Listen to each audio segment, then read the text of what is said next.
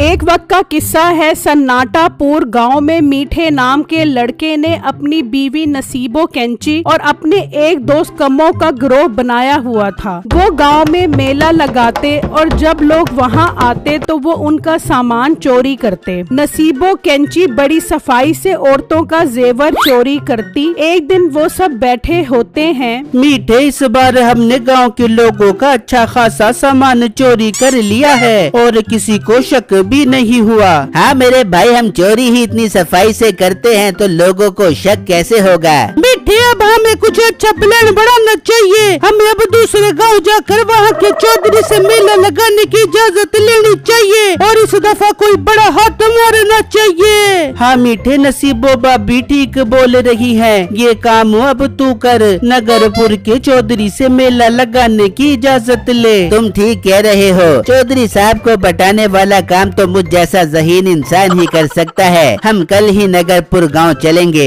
जबकि नगरपुर गांव में बिट्टू नाम का लड़का अपनी बीवी छम्मो के साथ रहता था। बिट्टू गांव के चौधरी का खास बंदा था। फिर अगला दिन होता है। मीठा, नसीबो और कम्मो नगरपुर गांव के लिए रवाना हो जाते हैं। मीठा अकेला चौधरी साहब के पास आता है। लड़के कौन हो तुम? मैंने तुम्हें इस गांव में पहली बार देखा है। चौधरी साहब आप ठीक फरमा रहे हैं। मैं सन्नाटापुर गांव से आपके पास एक जरूरी काम से आया हूँ। क्या काम? खुलकर बताओ लड़के। चौधरी साहब, मैं आपसे इस गांव में मेला लगाने की इजाजत मांगने आया हूँ, जिसमें एक बहुत बड़ा मेला बाजार होगा, जहाँ औरतें और सब लोग बहुत मुनासिब कीमत पर शॉपिंग करेंगे और खूब लुत्फानंदोज होंगे। वाह लड़के, मुझे तुम्हारा ये ख्याल अच्छा लगा है। तुम मेरे खेतों के पास मेला लगा सकते हो और जो भी मदद चाहिए होगी वो तुम्हें मेरा खास बंदा बिट्टू फराहम करेगा। इस पर मीठा सोचने लगता है। ये मोटा गेंडा मेरी मदद क्या खाक करेगा, ये तो बल्कि मेरा काम ही खराब करेगा। इसको तो कुछ भी करके रास्ते से हटाना पड़ेगा। लड़के क्या सोच रहे हो? चौधरी साहब, मैं सोच रहा था आप मेहरबानी फरमाकर अपने खास बंदे से इस गांव में मेला लगने का ऐलान करवा दें तो बहुत अच्छा हो जाएगा। लड़के, ये तो कोई मसला नहीं। तुम मेला लगाने की तैयारी करो और बिट्टू तुम गांव वालों को मेला लगाने की खुशखबरी सुनाओ। जी चौधरी साहब, मैं आज ही गांव में मेला लगने का ऐलान करता हूँ। फिर मीठा खुशी खुशी वहाँ से चला जाता है और बिट्टू गांव में ऐलान करता है। सुनो सुनो गांव वालों, इस बार हमारे गांव में मेला लग रहा है, जिसमें सामान भी सस्ता मिलेगा और आप लोग बहुत मजे करोगे। ये सुनकर गांव वाले बहुत खुश हो जाते हैं। दूसरी तरफ मीठा मेले की इजाजत की खुशखबरी नसीबो और कम्मो को सुनाता है। अरे वाह मीठे, अब मजा आएगा। इस दफा हम उस गांव में बहुत बड़ा हाथ मार कर रफू चक्कर हो जाएंगे। तभी बिट्टू वहाँ पर आ जाता है। मीठे साहब, आप लोगों को किसी चीज की जरूरत है तो मुझे बताओ। इस पर मीठा सोचता है। इस मोटे को तो अब काम पर लगाना पड़ेगा ताकि ये थक हार कर यहाँ से चला जाए और हमारे लिए कोई भी परेशानी न बने। क्या सोच रहे हो मीठे भाई? कोई काम है तो बताओ। हाँ बिट्टू मेरे भाई, हमें लकड़ियों की जरूरत है। तुम हमें लकड़ियाँ ला कर दो। ठीक है मीठे भाई, मैं जंगल जाता हूँ और वहाँ से लकड़ियाँ लेकर आता हूँ। फिर बिट्टू वहाँ से चला जाता है और जंगल की तरफ आ जाता है और लकड़ियाँ काटता है और फिर वो लकड़ी लेकर आता है। बिट्टू, ये क्या इतनी थोड़ी सी लकड़ियाँ लेकर आए हो और वो भी इतना टाइम लगा कर? पर मीठे भाई, मुझे लगा कि इतनी लकड़ियाँ काफी होंगी। बिट्टू, तुम्हें एक काम बोला था वो भी तुमसे ठीक से नहीं हुआ। मीठे भाई, आप नाराज मत हो। मैं जंगल जाता हूँ और वहाँ से और लकड़ियाँ लेकर आता हूँ। बिट्टू वहाँ से चला जाता है और दोबारा लकड़ियाँ काटने लग जाता है। वो बिट्टू को इस तरह काम में लगाए रखते हैं। फिर शाम हो जाती है और वो बैठकर प्लान बनाते हैं। नसीबो और कम्मो कल मेले में चौधरी साहब की बेगम भी आ रही है, जो हर वक्त जेवरात पहने रखती है और वो कल भी जरूर जेवर पहन कर आएगी। नसीबो, उसके जेवरात चोरी करने का काम तेरा है। अरे मेरे मीठे, तू फिक्र ही न कर। वो जेवरात उसकी आंखों के सामने से से चुरा दूंगी कि उसे हवा भी नहीं लग बेबेगी। फिर अगला दिन होता है और मेला लग जाता है। गांव की औरतें और आदमी वहां आना शुरू हो जाते हैं। लोग वहां के मजे के पकवान खा रहे होते हैं, जबकि औरतें खरीदारी में मसरूफ होती हैं। पर बिट्टू हर चीज पर नजर रखकर खड़ा होता है। ये बात मीठे को परेशान कर रही होती है और वो कम्मू के पास आता है। कम्मू, वो मोटा बिट्टू हर चीज पर नजर रखकर खड़ा है। अगर ये ऐसे ही खड़ा रहा तो हमें चीजें चोरी करने में मसला बनेगा। मीठे तू फिक्र न कर, इस मोटे को तो मैं रुमाल सूंघा कर बेहोश करता हूँ। फिर कम्मू चुपके से बिट्टू के पास आता है और उसे रुमाल सुंघा कर बेहोश कर देता है। फिर मीठा और कम्मू चीजें चुराना शुरू कर देते हैं। बाहर खड़ी साइकिल यहाँ तक के माल मवेशी भी चोरी कर लेते हैं। दूसरी तरफ नसीबों ने वहाँ ज्वेलरी का स्टॉल लगाया होता है। चौधरी की बीवी नसीबों के स्टॉल पर आती है। अरे मालिकन, आप मेरे स्टॉल पर आई, मुझे बहुत खुशी हो रही है। वैसे आपके जेवरात तो बहुत खूबसूरत है। हाँ, ये खूबसूरत तो होंगे ही, आखिर असली सोने के हैं। अरे मालिकन, थोड़ी आहिस्ता बोलो, ऐसे मेलों में बहुत चोरी होती है। अगर किसी चोर ने सुन लिया तो आपको बहुत नुकसान हो जाएगा।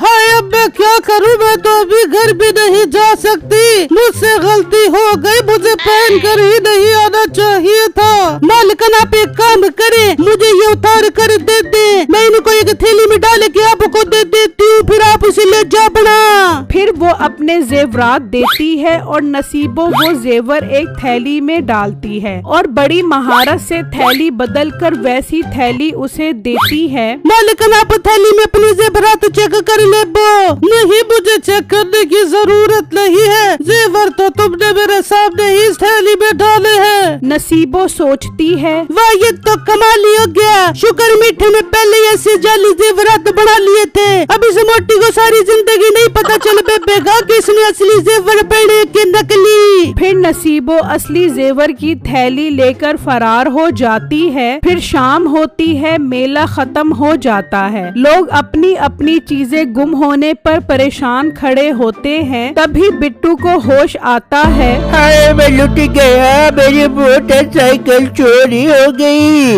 मेरी भी साइकिल चोरी हो गई। मैंने तो साइकिल अभी नहीं खरीदी थी। बिट्टू हैरान खड़ा ये देख रहा होता है और परेशान चौधरी के पास आता है और उन्हें सारा माजरा बताता है। बिट्टू, ये तो बहुत गलत हुआ। मैंने तुम्हें इसलिए नहीं भेजा था कि तुम लोगों का सामान चोरी होने दो। तुम तो खुद ही बेहोश हो गए। मालिक, मैं पूरी कोशिश करता हूँ चोरों को पकड़ने की। ये कहकर बिट्टू वहाँ से चला जाता है और घर आकर अपनी बीवी छम्मो को सारी बात बताता है। हाय बिट्टू, ये तो बहुत बुरा हुआ। बड़े तेज थे वो चोर जो इतना सारा सामान लेकर रफू चक्कर हो गए। बेगम, मुझे किसी भी हाल में मीठे के बच्चे और उसके साथियों को ढूंढना होगा। उनकी इतनी हिम्मत कि वो हमारे गांव में आकर चोरी कर गए। बिट्टू मीठा और उनके साथियों को ढूंढने की बहुत कोशिश करता है, पर उसे कोई सुराग नहीं मिलता। वो काफी मायूस हो जाता है। इस तरह कई दिन गुजर जाते हैं। एक दिन छम्मो नदी पर कपड़े धो रही होती है तो अचानक एक चमकती हुई चीज तैरती हुई आती है। वो उसे उठा लेती है। ये तो मुझे सोने का कंगन लग रहा है। ये इतना कीमती कंगन किसका हो सकता है? वो फौरन वहाँ से निकलती है और घर आकर बिट्टू को दिखाती है। बिट्टू ये कंगन देखकर हैरान रह जाता है। बेगम, ये कंगन तो मालकन का है, लेकिन ये पानी में कैसे पहुँचा? बिट्टू, हमें मालकन के पास जाकर उनको ये दिखाना चाहिए। फिर वो दोनों हवेली की तरफ चलते हैं और वहाँ आकर कंगन दिखाते हैं, जिसे देखकर चौधरी और मालकिन हैरान हो जाते हैं। पर मेरा कंगन तो मेरे पास है, फिर ये वैसे ही कंगन, ये सब क्या हो रहा है? मुझे कुछ समझ नहीं आ रही। चौधरी साहब को शक होता है और वो बिट्टू को बोलता है, बिट्टू, तुम एक काम करो, जल्दी जाओ और अच्छे से सोनार को लेकर आओ। फिर बिट्टू जाता है और सुनार को लेकर आता है। फिर सुनार वो दोनों कंगन चेक करता है।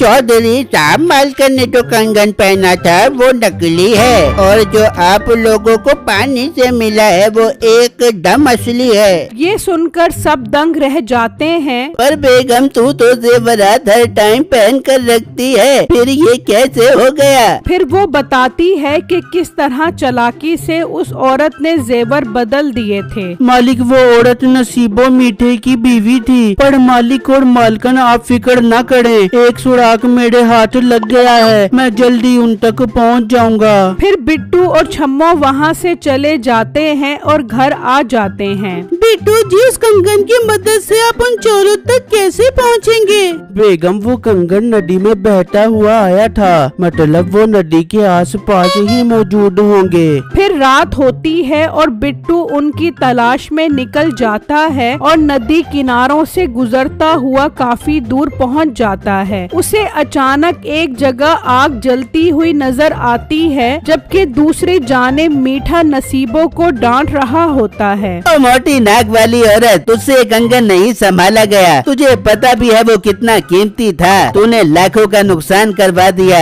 मीठा, मुझे क्या पता था वो मेरे हाथ से फिसल कर नदी में गिर जाएगा। बिट्टू हैरान छुपा ये सब देख रहा होता है। फिर बिट्टू वहाँ से निकलता है और चौधरी साहब को आकर सब बताता है। बिट्टू, तुमने आखिर उन चोरों का पता लगा ही लिया, मैं तुमसे बहुत खुश हूँ। चौधरी साहब, अब हमें जल्दी चलकर उन्हें पकड़ना चाहिए। फिर चौधरी, उसके मुलाजिम और बिट्टू निकलते हैं और बिट्टू उन्हें उस जगह तक ले आता है। कमो, नसीबो और मीठे के उन्हें देखकर होश उड़ जाते हैं। मनहूस लोगों, आखिर तुम लोग पकड़े ही गए, अब मैं तुम्हें ऐसी सजा दूंगा कि तुम याद रखोगे। पर चौधरी साहब, आप हम तक कैसे पहुँचे? यहाँ तक तो पहुँचना नामुमकिन था, हम यहाँ कंगन की मदद से पहुँचे हैं। ओ मनहूस औरत, तूने हमें मरवा दिया। फिर चौधरी उन तीनों को पुलिस के हवाले कर देता है और बिट्टू से इतना खुश होता है कि उसे इनाम के तौर पर वो कंगन दे देता है। फिर गांव वालों को भी उनकी चीजें मिल जाती हैं। सब गांव वाले बिट्टू का शुक्रिया अदा करते हैं।